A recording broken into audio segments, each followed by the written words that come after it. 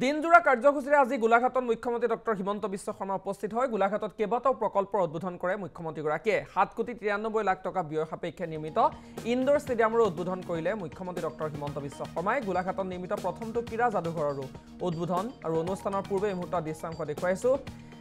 গোলাঘাটৰ ঐতিহ্যমণ্ডিত আঠখেলীয়া নামঘৰত সেৱা আগবঢ়ালে ডক্টৰ হিমন্ত বিশ্ব শৰ্মাই।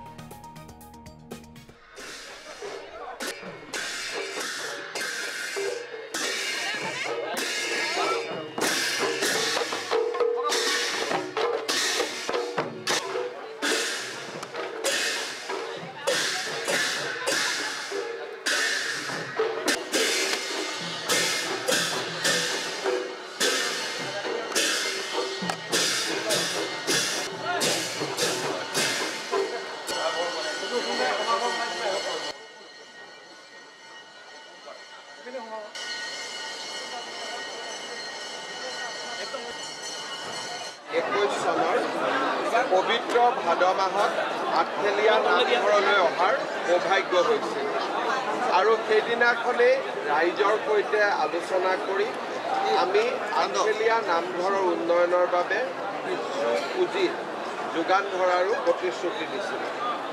আঠখেলীয়া নামঘৰ পৰিচালনা সমিতি আৰু আমাৰ মন্ত্ৰী অজন্তা নেওগ ডাঙৰীয়ানীৰ চেষ্টাত আৰু প্ৰচেষ্টাত আজি সেই পুঁজিৰ সম্পূৰ্ণ সদব্যৱহাৰো হৈছে। নাটশালা, চাকি লগোৱা সুন্দৰ পৰিৱেশ, এটা মন্দিৰ বা আমাৰ নামঘৰৰ কলেবৰ বা নামঘৰৰ পৰিৱৰ্ধন, পানী যোগানৰ ব্যৱস্থা, অতিথিশালা, এটা নামঘৰটোৱে সম্পূৰ্ণ নতুন পৰিৱেশ পাইছে। আঠখেলীয়া অসমৰ এক পবিত্ৰ আধ্যাত্মিক স্থান আৰু এই স্থানলৈ ভাদ মাহলৈ অভূতপূৰ্বভাৱে জনসমাগম হয়।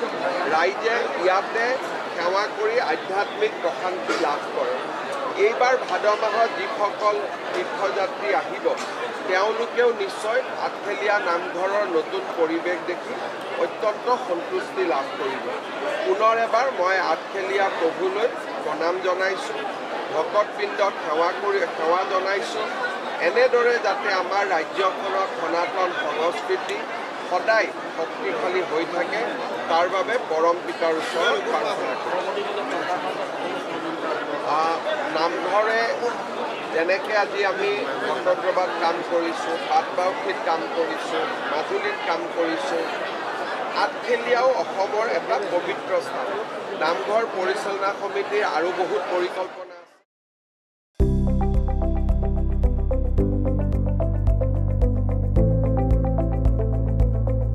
NB নিউজ, সহজ সৰল ভাষাত নৱভাৰতৰ কথা।